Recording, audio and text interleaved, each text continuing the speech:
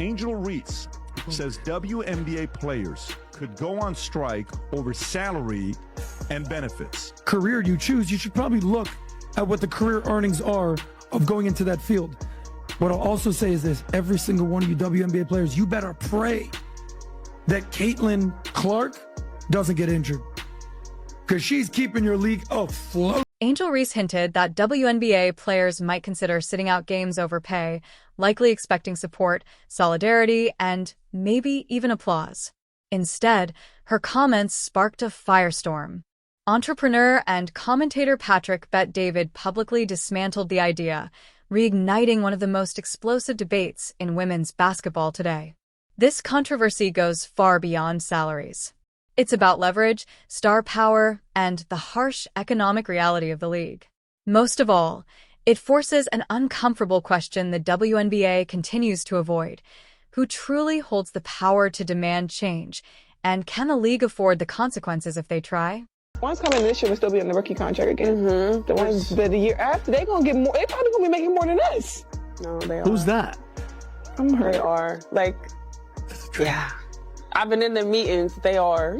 I need to get in the. I need to get in the field. You need to come to the meetings. I gotta get in the meetings because I'm hearing like, yeah, they don't give. If y'all don't give us what we want, like, we sitting out. That's a possibility for real. The controversy began when Angel Reese openly addressed WNBA pay, revealing that her rookie salary, reportedly around $74,000 per year, was not enough to cover her cost of living. Her comments quickly went viral, drawing sympathy from some fans while provoking backlash from others who questioned the league's financial limits.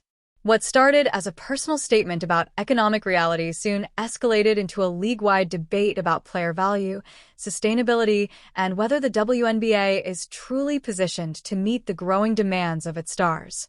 You know what I love watching? I love watching her highlights of missing shots. She's got to be the worst shooter you've met in your life.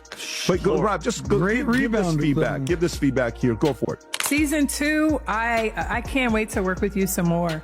The biggest advice I have for you is going to be how you shoot your layups, period. Layups? Bang! What do you mean? She's our double-double queen! Bang! What they say, if it's broke, don't fix it. Bang! Teaching Angel Reese to make a layup is like teaching an old dog a new trick. It ain't gonna work. Bang! Hey, welcome to McDonald's. What can I get you? Have the Angel Reese McBang! Reese went even further, suggesting that players might consider sitting out games if compensation and benefits don't improve. That statement alone was enough to trigger backlash. But what truly lit the firestorm was who responded next, turning a simmering pay debate into a full-blown public showdown that rippled across the entire women's basketball world. Get paid. Possibility. Reese has been vocal about her low WNBA salary, revealing her $74,000 a year salary doesn't cover rent, stating on Instagram Live, "I just hope you know that the WNBA doesn't pay my bills at all. I don't even think they pay one of my bills." Reese's financial struggles stem from WNBA salary not matching her past earnings, as her NIL valuation at LSU was $1.8 million, bolstered by deals with Reebok, PlayStation, McDonald's, and Coach, while a 4-year rookie deal was $324,000 with $74,000 due next season. I just hope y'all know the WNBA don't pay my bills at all. I don't even think that pays one of my bills. Let me do the math real quick. It might cover that. Yeah, It definitely covers that. What is my? I don't even know my salary. Patrick Bet-David didn't just disagree. He reframed the entire conversation from emotion to economics. His argument was blunt and unapologetic. You don't threaten a strike in a business that isn't profitable. In his view, leverage comes from revenue, not outrage, and without sustained profitability, a work stoppage wouldn't force owners to pay more. It would risk collapsing the very league players are trying to build. Basketball sustained her, especially since the WNBA's $200 million revenue last season only allocated 9.3% to salaries, unlike the NBA's 50% share of the $5.3 billion in 2023. Adam, thoughts? No, my rent is more than that. It's $8,000. I'm living beyond my means. According to long-standing reporting from major outlets, the WNBA has operated at a loss for most of its existence, relying heavily on financial support from the NBA. While exact figures vary by report, the league's total revenue remains only a fraction of the NBA's. With fewer teams, fewer games, and significantly smaller media deals, a point Patrick Bet-David emphasized in his breakdown, there is simply less money to distribute. That reality matters because player salaries are directly tied to league revenue, making pay raises less about fairness alone and more about the economics that sustain the league. Hey, this is the greatest Angel Reese layup you'll ever see. Here we go with the dump off, ba-da-dum-bum-bum. I'm loving it. Burn! Oh, she getting jiggy with it. Look at that, crisscross, zigging-zagging through the lane. Giddy up, yeehaw! Burn! Now I heard she's ambidextrous. That makes sense, cause she's equally doggy doo-doo with the right and left-handed layup. Burn! Professional basketball player needing to work on her layups is like a fish needing to learn how to breathe underwater. It doesn't make sense. Reese's Puffs! Then came Caitlin Clark. Record-breaking college television ratings. Instant sellouts the moment she entered the WNBA. A surge in national media attention the league had never experienced before. This isn't opinion or narrative. It's measurable impact, reflected in ratings, ticket sales, merchandise demand, and mainstream visibility that fundamentally changed the league's economic conversation overnight. WNBA and what's her name? Angel Reese. Do it. I fully support your right to strike. So other sports have done it. So other major sports have done it. Here's a quick list for you, PBD. I put this together. Biggest sports strikes in history. 1994, the MLB strike. It was the first time that the World Series was canceled. I remember. Mm-hmm. You remember that? In 1998, the NBA went on strike. They canceled the All-Star game for the first time. No the NFL has gone on strike multiple times. 1982, 1987, 2011. Patrick Bet-David's argument wasn't that Angel Reese lacks talent. It was that market pull matters. In his view, star power isn't defined only by performance on the court, but by the ability to attract viewers, sell tickets, move merchandise, and drive media deals. Talent earns respect, but market demand is what creates leverage, and that distinction sits at the center of the WNBA's current economic tension. Here's the catch when you're going to go on strike.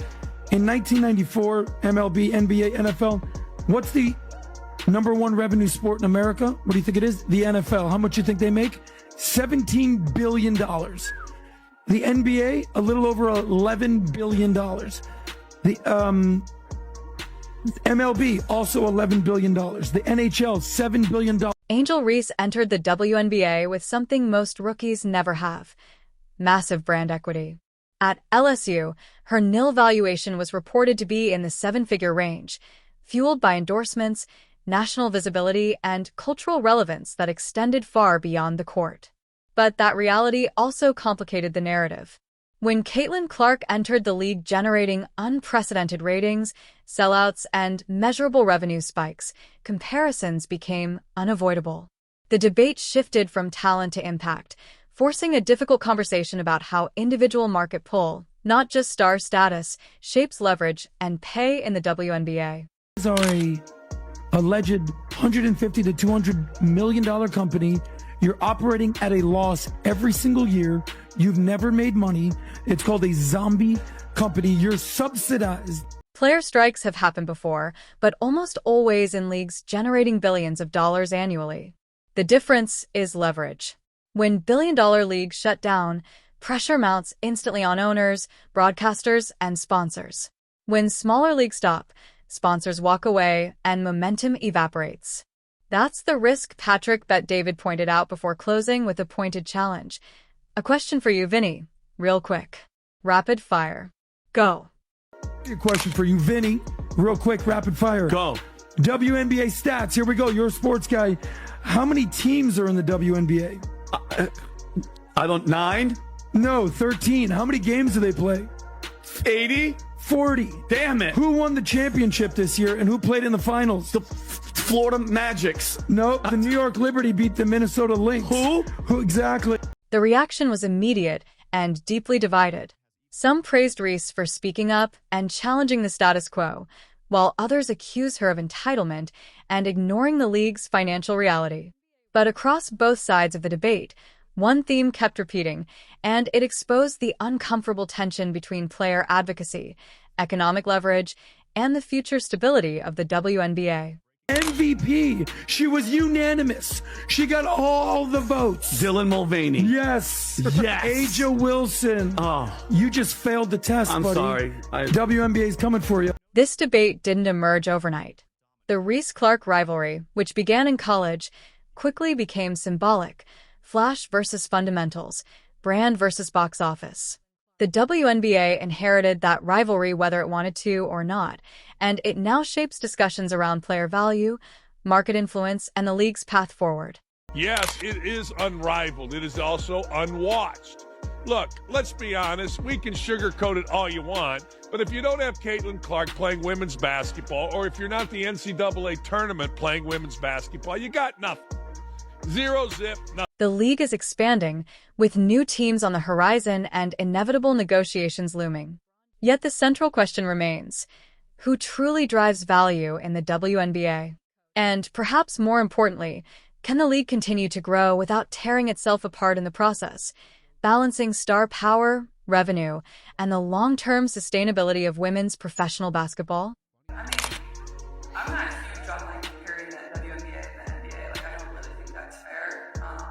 Obviously, I think where the WNBA is right now is pretty incredible. I think a lot of people, or most people, would not believe it's in the place that it is right now. So I think when people always ask me this question, where I think it'll be in 5 years, it's it's hard for me to answer because people didn't even think we'd be right here, right now. And I think really sky's the limit. I think when you see, our TV numbers when we're on, national television, we're averaging over 1 million viewers or whatever it is. All-Star Game, I think, was over 4 million viewers. It's just really great numbers. So the more opportunities we're given, I think the more it's going to shine and get better and better. I think also the talent level in college is continuing to get a lot better as those players come into the league. And it's going to continue to improve. We're adding 2 new teams next year, and then probably another team year after that. So, yeah, more games, which I think will be good. It'll lengthen the season a little bit. Angel Reese isn't wrong for demanding more, and Patrick Bet-David isn't wrong for challenging the math. The real issue isn't personality, it's sustainability. Until the WNBA can align star power with the realities of revenue, this debate isn't just about paychecks. It's a sign that the league's growing pains are far from over.